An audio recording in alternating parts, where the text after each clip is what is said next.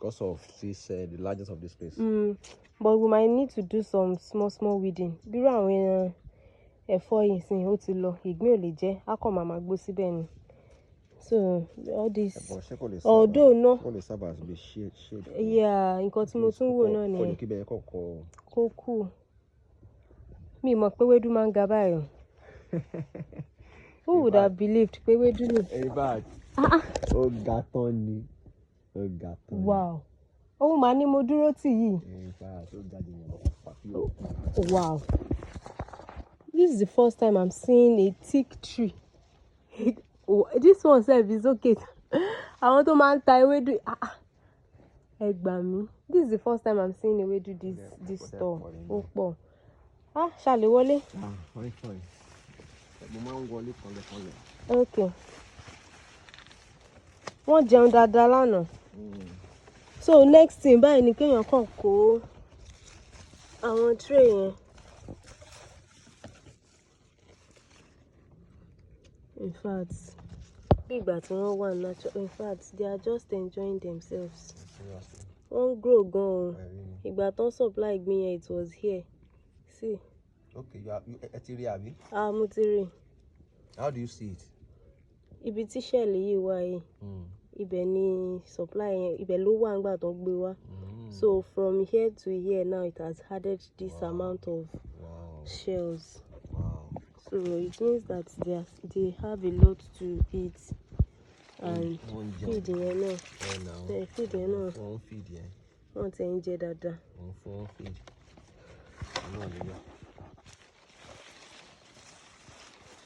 Okay. Ṣé ẹ rí lè náà? But omi yẹn rùn bí a kẹ́ má dà sílẹ̀ lẹ̀. Okay, wọ́n like kún rà. Èmi ò like any. Anything that might attract anything, we should just, be careful. Okay. So the snails are really doing well. The performance is encouraging. So from here to here is quite a lot, and I'm not even sure it's up to a month. It's to 1 month. It's not bad. It's not bad at all. From here, in fact, but there she went this side when. So this is another job. See, in your mama she. Téèyàn bá dẹ̀ ṣe, èèyàn ní we won't get the benefit of the investment. Now these eggs now. They will wear gloves. Okay, you only 4 hours on here. Me prefer kéèyàn wear gloves or kéèyàn fi ṣíbí. Let me see these eggs. What did you finish for? Àwọn ẹyin yìí ó ti pẹ́ tán ti yí. So ẹyin yẹn kò lè hatch mọ́. Ó ti ní dent.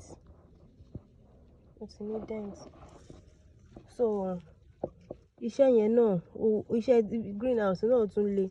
Is beyond ẹ̀wẹ̀lẹ̀. Ti hatch. Okay, mo ti rí ìgbín tó rí báyìí now. Yeah, baby snail. Mo ti rí àná mo snap ẹ̀. Mo fẹ́ fi hàn yín pé ṣé baby snail ni o. Baby snail nìyẹn o. So I snapped it. I wanted to show you. Is this baby snail? Our farm is progressing, and this is so. I didn't mean that ribayi tobato time for it to come out from the shell. Look at it. It's baby snail. Let me show you. Is this baby snail? Yeah, baby snail. So that means we'll have quite a lot of them. Because see one greenhouse and we are already seeing this. Wow. So let me just leave these eggs. Paraventure only since that really to jẹ́ pé òun náà wà lókè tó dẹ̀ hatch. The temperature is okay, the soil is okay, and àwọn ewédú yẹn náà wọ́n ṣiṣẹ́. Àná ni mo snap yẹn tí mo wò pé could this be baby snail? Ó ti máa rí baby snail tó wá tó báyìí ni. Ẹ ti ní baby snail náà nìyẹn. So ẹ jọ̀ọ́ sá ẹ má máa da omi yẹn sílẹ̀lẹ̀. Smell ìgbín eléyìí ti kú.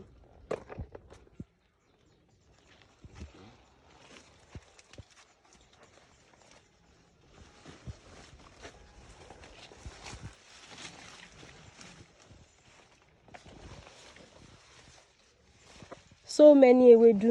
Èmi náà dẹ̀ léwédú ní backyard mi. Ṣebí mi bá ní kí n máa kó lọ. This is our ugu abi. Kò wá crop mọ́. Kí ni tẹ́ ṣe yẹn? Crop mọ́. No. Okay. There and there. But so what's you come there? All right, so let's check them.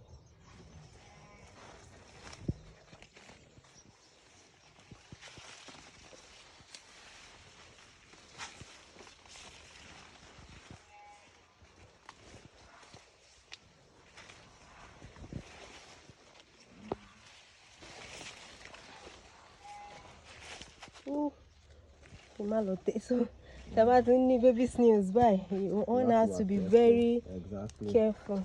And not then what you do baby snail, you want to could it be baby snail? Let me just snap it. I will send So on an average, Tabanika wo ye incubate out to be melo.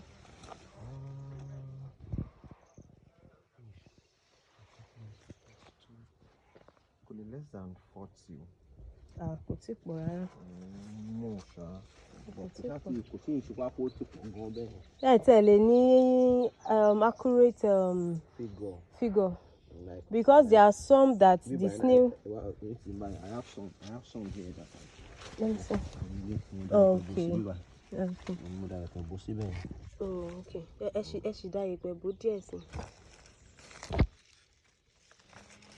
then àwọn kòkòrò black yẹn tẹ́ bá ti ń rí wọn ẹ máa pa.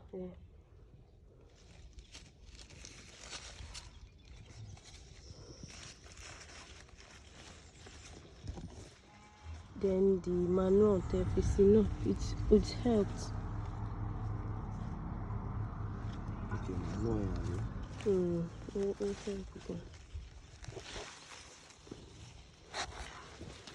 Things are really doing well.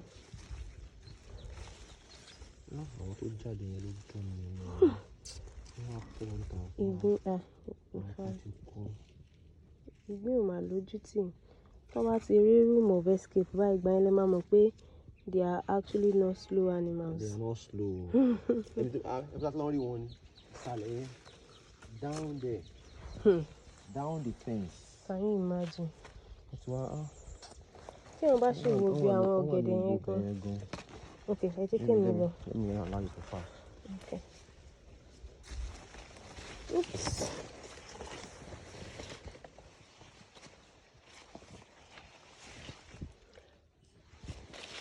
I take him about in the train.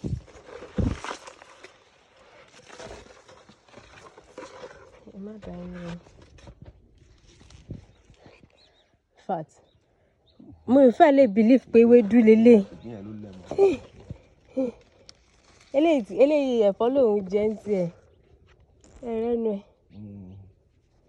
Okay, àwọn tá rí white lẹ́nu wọn ló jẹ feed. Yes, anyone you see green is what is it called? Ewe vegetables. Yes. And the truth is almost all of them no ló jẹ feed because your plate is empty.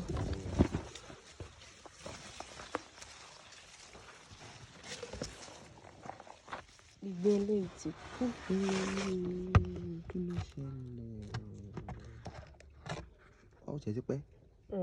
shell is empty, abi? Empty. So, ìgbín you won't try to derive calcium from this shell.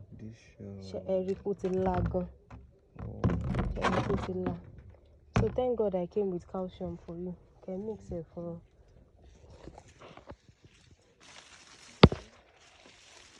So you can ground this. Yes. This one by escape here okay, edge long here. Okay. Only move book àwọn ilé ń gbádùn ara wọn ní problem rárá. So ibo la sọ pé wọ́n gbà jáde? This space. No, ìsàlẹ̀ ni. Mo ṣe in fact iye ẹ̀pẹ̀ tí mo rọ̀ sí yẹn. Mo ti rí. Tí n bá kó ẹ̀pẹ̀ yẹn kúrò, you will see the open space. Wow. Èmi mo rọ̀ ẹ̀pẹ̀ tí mo lọ gbókúta yẹn, mo wá gbìdì. Okay. So Sherry, snailry is beyond at they will be fine. I know. This maintenance of a thing is also part of the business. I know. Otherwise, the commodity by any bank or common. I know. So part of farm maintenance no ni net ya educated fix it. It become open educated fix it. Exactly. Yes. I know all of that. Without telling me, I know. And that is what I do every time I come. You come here. Every time. Mo ti rí pé at least and try láti wọlé. You know. Wọlé dáadáa. So we can stock more. There's a whole lot of space. That is toxic. Yes. A lot. The soil is okay. The snails are doing well.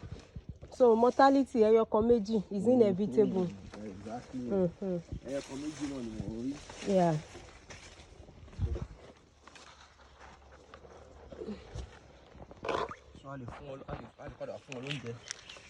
In fact, they have a lot to eat. For now. You can make your feeding 3 times a week. Okay. The snails are really growing well. They are growing well. I can see the new growth. This was where the snails were in Baton supply. And you know, in less than 5 weeks thereabouts, they have acquired this much new shells, and the meat is fuller.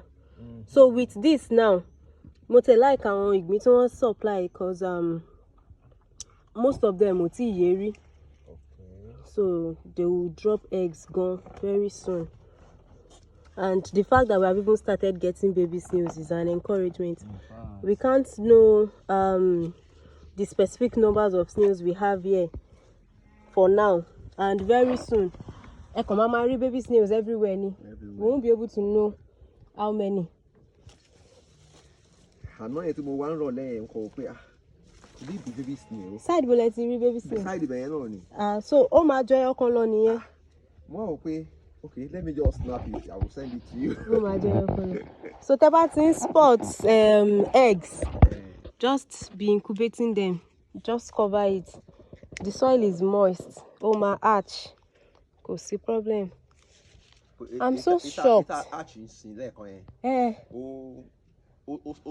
survive now. Yeah, because mama because could see come out of the shell. So and when a snail arch, the shell, that yellowish egg shell, is the first food that they will eat. Okay. Just like them about cholesterol or something. Yeah. So it's calcium. So they will feed on that shell. Yeah, so that's why it's mushy fisila. Because Toba Yansin, shell, it will move around and pick whatever vegetables Toba fed. Personally, love this environment. Yeah. It's very easy. Love it. I just like trench pen, it's like my own type. We change soil, we treat soil, we do this place. Snails are not animals that you can just leave and go. With what is here, in 3 weeks, if you don't supply them anything, they have a lot to eat. But the only thing is mortality walewa. So that's why it has to be a regular routine. Aside that, see how ewedu. Have you seen ewedu that is this tall?